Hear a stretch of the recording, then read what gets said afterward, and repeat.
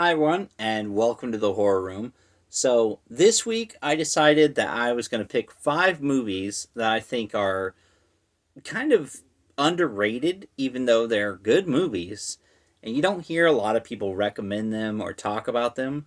So, I said, hey, I'm going to do that for you guys now. Now, we're past the spooky season. I know it's getting closer to the holiday season, but I got something for that too. So just wait. We're gonna get to that. Um, but I got some recommendations for some different types of movies.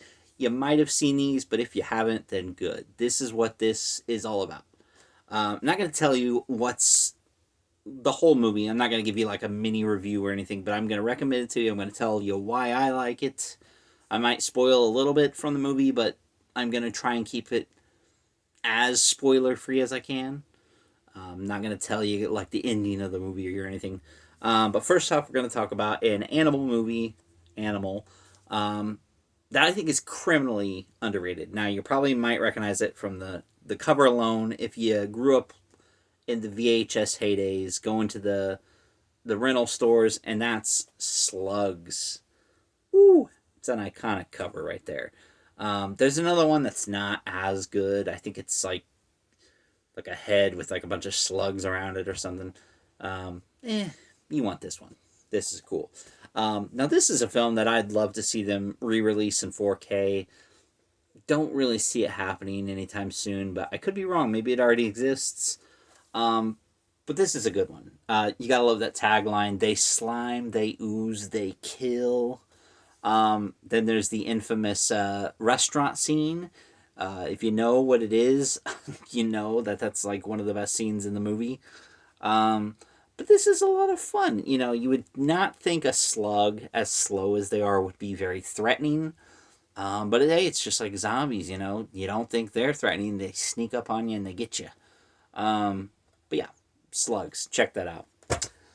Next, we have a Dawn of the Dead ripoff. That's right, we're going with a ripoff. That is Bruno Mattei's Hell of the Living Dead.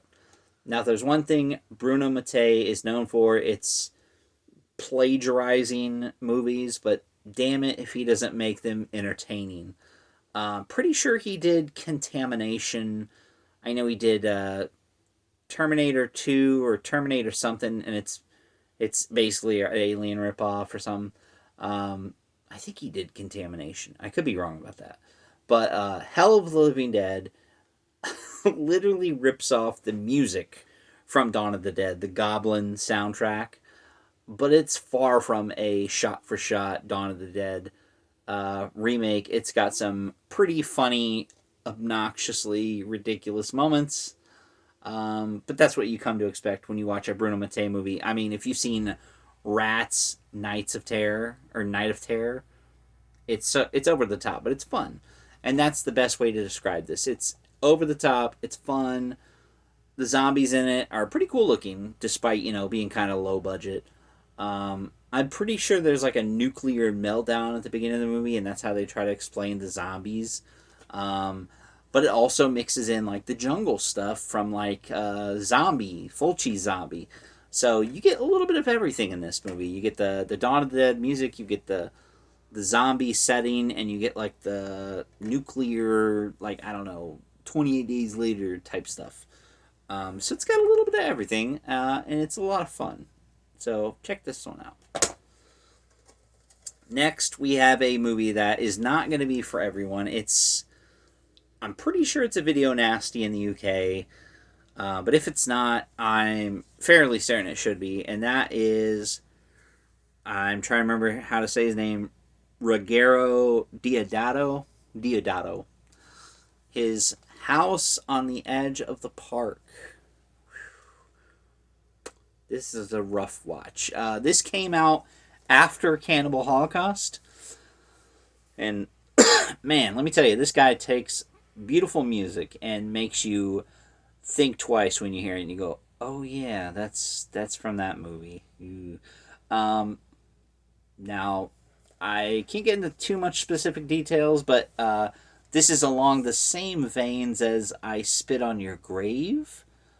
except not so much the revenge part. If you get what I'm, if you get what I'm saying. Um, Now, what makes this movie good is it all takes place in a house, and these two guys invite themselves to a party. And it's these rich, fancy people, and these two guys, they're just kind of, average Joes. Oh, well, average Joes. And things kind of escalate at the party, and yeah, it kind of de-evolves, but it's kind of an interesting study of, lowering yourself to someone else's level. When you get to the end, you find out there's a twist of why they're at the party, and it's pretty interesting. I think it was cool how they handled it. Um, Also, I mean, I guess there is technically a revenge motive, but I'm not going to say any more. I'm not going to say any more. David Hess, I think that's his name. Yes, David Hess from Last House on the Left is in this, and he is phenomenal. He definitely is one of those people who plays characters that you absolutely hate.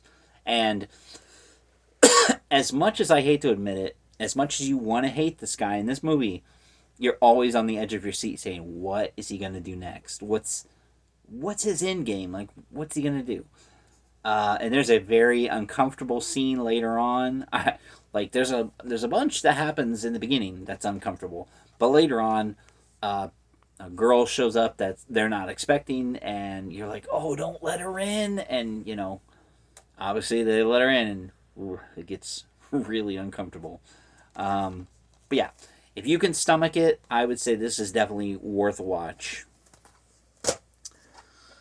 Next up, we have a 2000s movie. Now, a lot of people think that the 90s into the 2000s was kind of where horror started de-evolving. Slashers were getting kind of predictable. You had like your liars like Scream. You had Wishmaster. Final Destination's good.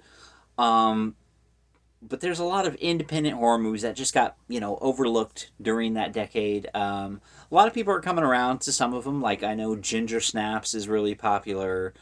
Uh, People like to point out. Oh, what's that one? Well, I forgot. Um, but this is the one that I think gets overlooked a lot, and that's May. May is about a very shy, kind of introverted girl, and yeah, she really likes making dolls, and she decides she's going to make one out of men. Ooh. Um, it's a really fun movie, and I am not kidding when I say the ending creeps me the hell out. That's all I can say. But it's really fun to see her go from this, shy, unassuming girl to like this basically like crazed killer that's like seducing these men and just, getting an arm here, a leg there. She's basically like, ooh, he's got pretty pecs. I'm gonna get those. But it's a very fun movie, and Anna Faris of Scary Movie is in this. She's not very ditzy in this. I mean, I could be wrong. It's been a while since I've seen it, but I think she took her role a little more serious. And there's also Jeremy Sisto. This picture on the back, this guy looks familiar. I do believe I've seen him in something, but I'm having trouble placing the face. But anyways, if you haven't seen May and you like movies like Ginger Snaps or The Craft, like kind of the 90s 2000s girly boss horror movies, American Psycho 2, you gotta check out May. It's a good one. And last but not least, I said that I get it, you guys are wanting to put up the tree and string up the lights and watch your Silent Night Deadly Nights, your Better Watch Out, hell, even your Terrifier 3s. That's a Christmas movie. But here's one that you might have been like, that looks stupid, I'm not watching that.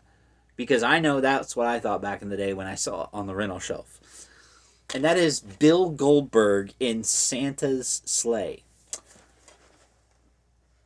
Now, hear me out. because I know there's a lot of people that are like, oh, wrestlers, they can't act. See No Evil with Kane. It's been a while since I've watched that. I might have to watch it again, but I saw that in theaters, and I remember not liking it that well. So when this came out and I saw it, I was like, that movie is probably going to be terrible. Um, but this movie, from the first 5 minutes that you're in it, is so insane and so over the top that you can't help but be like in awe of how funny and ridiculous it is. And I gotta tell you, Goldberg plays a pretty cool demented Santa.